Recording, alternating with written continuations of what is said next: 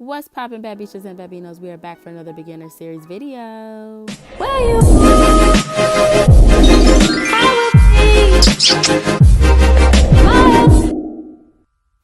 This eyeshadow look is going to be very, very simple.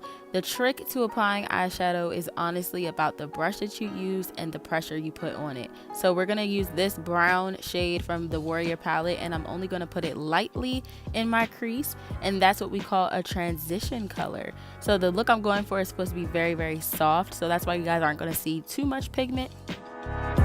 So to smoke out and deepen the crease, I'm going to use this brown shade from the Warrior palette. So if we were doing a traditional smoky eye, we would definitely make it a little heavier and still keep it in the corner of your crease.